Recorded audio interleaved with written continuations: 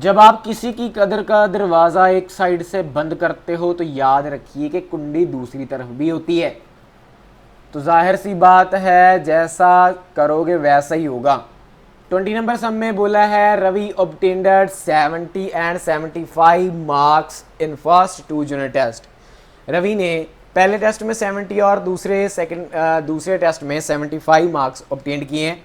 Find the minimum marks he should get in the third test to have an average of at least 60 marks। उन्होंने बोला है कि आपको कम से come third test में कितने मार्क्स चाहिए कि उनकी जो एवरेज है वो 60 मार्क्स तक आए, कम से कम। उससे बड़ी तो आ ही सकती है, कम से कम मतलब इक्वल हो सकता है कम से कम।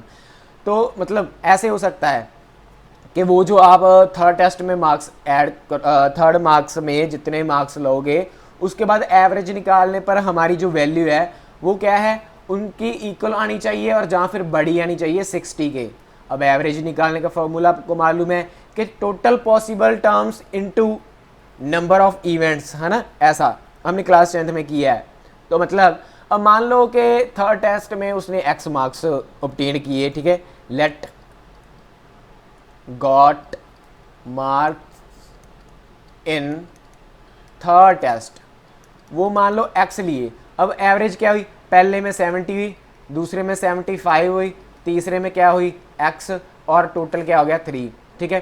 Possible events into number of events, ऐसा किया हुआ है। अब इनको सॉल्व कर लो। ये हमारे पास क्या बन गया 145 प्लस x, ये 3 इसके साथ मल्टीप्लाई हो गया तो कुल मिलाकर ये कितना बन गया 180।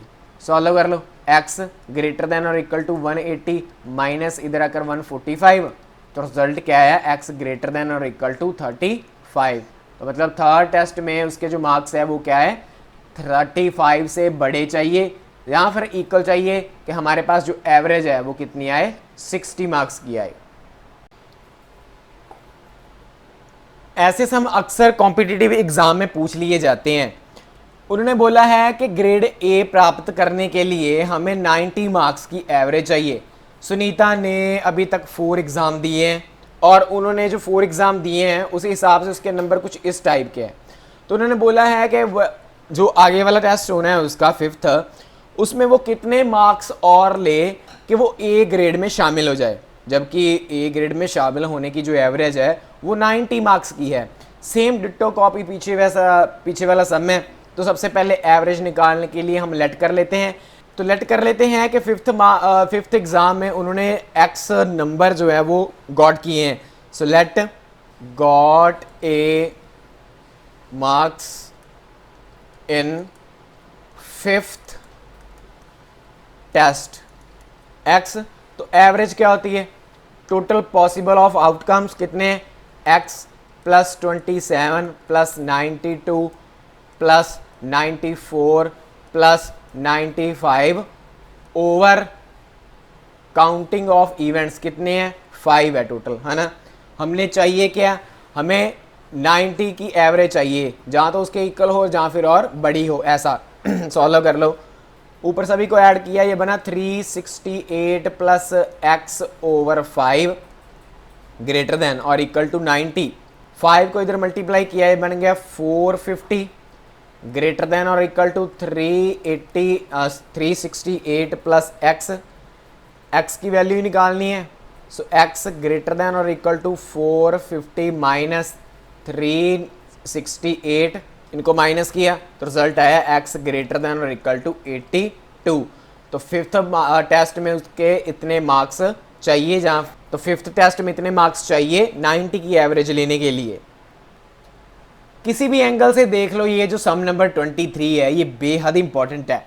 बोला है find all pairs of consecutive odd positive integers both of which are smaller than 10 such that their sum is more than 11। सबसे पहले तो ये समझे कि कॉन्सिक्यूटिव ऑड पॉजिटिव इंटीजर होते क्या हैं। कॉन्सिक्यूटिव का मतलब होता है एक के बाद एक। कॉन्सिक्यूटिव का मतलब क्या होता है एक के बाद, जैसे कि ऑड पॉजिटिव इंटीजर की बात की है, एक के बाद क्या आएगा 3, है ना, ये एक कॉन्सिक्यूटिव हो गया। 3 के बाद क्या आता है 4, ये एक कॉन्सिक्यूटिव हो गया, ठीक है। उसके बाद 5 के बाद क्या आता है 7, इसको ऐसे बोला जाता है कॉन्सिक्यूटिव ऑड पॉजिटिव इंटीजर, है ना। हमने इनका पेयर बनाना है। दोबारा पढ़ो, फाइंड ऑल पेयर, सभी पेयर पता करने हैं कॉन्सिक्यूटिव ऑड पॉजिटिव इंटीजर के, बोथ ऑफ उनका जिनका विच आर स्मॉलर देन 10, जो क्या है 10 से छोटे हैं, और उनका जो सम है वो क्या है 11 से ज़्यादा है। तो फर्स्ट लेट कर लो x, let first consecutive positive integer जो है वो क्या है एक्स है। तो सेकंड क्या होगा फिर, सेकंड इंटीजर क्या होगा एक्स प्लस टू होगा ना, क्योंकि देखो वन अगर हमने पहला वन मान लिया उसके बाद कैसा पता चलेगा, जैसे कि 3 है, इसमें 2 ऐड होते हैं फिर 3 आता है। अगर आप 3 फर्स्ट मान लेते हो फिर इसमें 2 और ऐड करते हो फिर 5 बनता है। अगर आप पहला 5 लेट कर लेते हो इसमें 2 और ऐड करते हो फिर नेक्स्ट वाला पता चलता है ना, ऐसे करके। मतलब सेकंड का हो गया, ये हो गया। अब पहली उन्होंने कंडीशन क्या बोली है कि ये क्या है 10 से छोटे हैं, तो मतलब पहला जो है वो भी 10 से छोटा है और दूसरा जो है वो भी क्या है 10 से छोटा है ना, ऐसे करके। अब ये देखो, अब इनमें से कौन सा ज़्यादा सही है, अब ये भी आपको यहाँ पर सिलेक्ट करना है। मैं कह रहा हूँ ये सही है, तो x की वैल्यू कितनी आ गई है 10 - 2, तो x लेस क्या है 8 से, ये सही है ज़्यादा। अब ये मैंने इसको क्यों गलत रखा, ये देखो, मान लो मैंने आपको अपनी हाइट बताई कि मेरी हाइट जो है वो ना 10 से छोटी है ना। मैंने पहले लड़के को, एक लड़के का नाम अर्श है और दूसरे एक लड़के का नाम ओंकार है। पहले को मैंने बोल दिया कि अर्श को मैंने बोल दिया कि मेरी जो हाइट है वो 10 से क्या है छोटी है, उसने मान लिया। फिर ओंकार है, उसको मैंने बोल दिया कि मेरी हाइट जो है ना वो 8 से छोटी है। ज़्यादा एक्यूरेट कौन सी लग रही है, 8 लग रही है ना, क्योंकि 10 मैंने पहले को बोल दिया कि 10 से छोटी है, उसने मान लिया। दूसरे को बोल दिया 8 से छोटी, मतलब 8 से छोटी वाला थोड़ा सा ज़्यादा अच्छा लग रहा है, क्योंकि 10 वाला तो है ही नहीं। अब सेम काम यहीं पर है, x की वैल्यू यहाँ से पहले बोला जा रहा है कि 10 से छोटी है, फिर बोला जा रहा है x की वैल्यू 8 से छोटी है। तो ज़्यादा एक्यूरेट कौन सा लग रहा है, ये लग रहा है ना, ज़्यादा एक्यूरेट यही लग रहा है। ठीक है, चलो उसके बाद नेक्स्ट बात करते हैं। उन्होंने बोला है कि इनका जो सम है वो 11 से क्या है ज़्यादा है, इनका सम। पहला क्या लिया है आपने, x लिया है, और दूसरा क्या लिया है x + 2, क्या है बड़ा है, इनका बड़ा है 11 से, है ना, इनका सम। इनको सॉल्व करो तो ये क्या बना आपका 2x + 2 बड़ा है 11 से, तो ये क्या बन गया 2x बड़ा है 11 - 2, तो ये क्या बन गया 2x बड़ा है 9 से। इनको सॉल्व किया तो x बड़ा है 9/2। फ्रैक्शन में आपको कभी नहीं लिखना, ये एक बात ध्यान में रख लेना, ये फ्रैक्शन में मत लिखना, इसको ना डिवाइड करना। जब आप डिवाइड करोगे आएगा 4.5, जब आप इसको डिवाइड करोगे क्या आएगा 4.5 आएगा। अब x की 2 वैल्यू आ गई आपके पास, 4.5 आई है और एक 8 आई है ना। इनको मैं ना दोबारा लिख रहा हूँ, एक x की वैल्यू आपकी आई है 8 से बड़ी, 8 से छोटी, ये देखो 8 से छोटी है ना, एक्यूरेट ज़्यादा है। एक x की वैल्यू आपकी आई है 8 से छोटी, और दूसरी जो x की वैल्यू आई है वो क्या आई है बड़ी आई है 4.5 से। उन्होंने क्या बोला था, उन्होंने बोला था कि इनके बीचों बीच के ऑड पॉजिटिव इंटीजर निकालें। ये देखो उन्होंने बोला था ना ऑड पॉजिटिव इंटीजर। अब इनके बीचों बीच ऑड पॉजिटिव इंटीजर कौन से होंगे, अब वो दिखाओ। ठीक है, अब x की वैल्यू ये दो है ना, इनके बीचों बीच क्या होगा, एक तो 5 होगा और दूसरा 7 होगा, यही होगा इनके बीचों बीच। 4.5 से बड़े, 4.5 से बड़े क्या होंगे 5 और 7 होगा। इधर 8 से छोटे तो वही 5 और 7 ही है ना, मतलब x की वैल्यू क्या आ गई 5 और 7। अब जो आपने लेट की थी वहाँ पर चलो, अब आपके पास पेयर क्या बन गए, पहला तो बन गया 5 और दूसरा क्या बन गया 7, है ना, मतलब पहला बन गया 5 और 7 का, ऐसे करके। अब दूसरी बार मैं यहाँ पर 7 रख देता हूँ, फिर इधर मेरे पास क्या आ जाएगा 9 आ जाएगा। ठीक है, तो मेरे पास ये 2 पेयर बने हैं जो मेरी इस इक्वेशन को सेटिस्फाइड करते हैं। गाइस डिट्टो कॉपी 24 नंबर सम में, जैसे 23 था वहाँ, बस यहाँ पर इवन की बात होगी। Find all pairs of consecutive even positive integer both of which are large than 5 such that their sum is less than 23। तो कॉन्सिक्यूटिव इवन क्या क्या होंगे, 2 और 4 होगा, मैंने आपको बताया ना कि एक के बाद एक, या फिर क्या होगा 4 और अपना 6 हो जाएगा, या फिर क्या हो जाएगा 6 और 8 हो जाएगा, ऐसा कुछ है ना, ऐसा।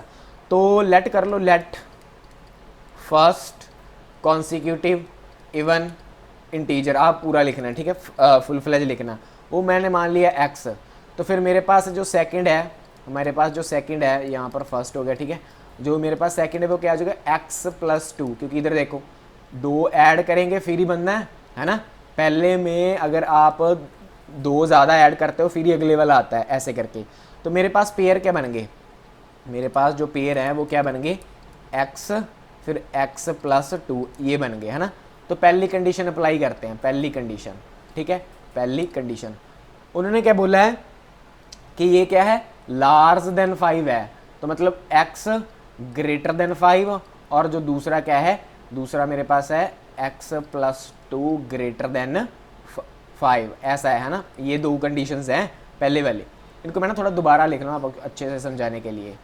पहली कंडीशन क्या है कि x ग्रेटर है 5 से, दूसरा है x प्लस 2 ग्रेटर है 5 से।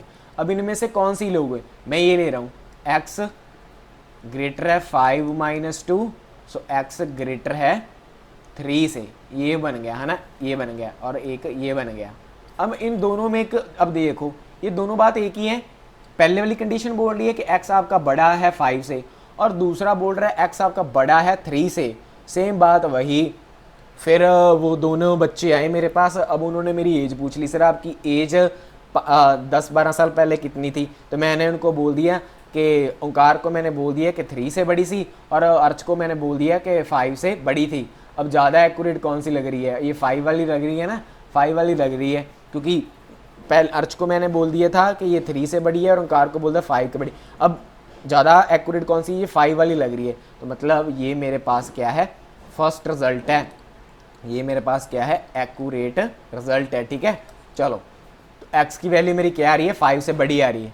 तो पहली कंडीशन उन्होंने क्या बोला है कि सम इज़ लेस देन 23, इनका सम जो है वो क्या है लेस देन 23 है। तो x प्लस 2 लेस देन 23, इसको सॉल्व करो तो ये आपका क्या बनेगा, ये बना आपका 2x प्लस 2 लेस है 23, ये 2x लेस 23 माइनस का 2x लेस 21, सो x लेस है 21 ओवर 2, इसको डिवाइड किया x लेस है 10.5 के।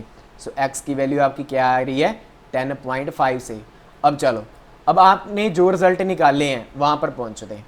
तो चलो अब एक कंडीशन निकाली कि आपका x छोटा है 10.5 से, और ये कंडीशन निकाली है कि x बड़ा है 5 से। क्या क्या, x आपका छोटा है 10.5 से और ये बड़ा है 5 से, ये कंडीशन निकाली है आपने। अब इनके बीचों बीच के पेयर बनाओ, क्या कुछ है इवन के इनके बीचों बीच क्या है 6 है 8 है और 10 है, इनके बीचों बीच के यही है ना इवन के। x आपका कहाँ से कहाँ तक लाई कर रहा है, x आपका बड़ा है 5 से, तो 6 8 10 और छोटा है 10.5 से, मतलब यही हो गए। अब पेयर बनाओ, अब इस पर भरो पेयर कौन कौन से बनेंगे। x की वैल्यू जब हमने 6 ले ली तो हमारे पास क्या बन गया 8, ठीक है। जब हमने x की वैल्यू 8 ले ली तो बन गया हमारे पास 10, जब हमने x की वैल्यू 10 ले ली तो हमारे पास क्या बन गया 12। तो ये 3 पेयर आपके बने हैं जो आपकी स्टेटमेंट को सेटिस्फाइड करते हैं।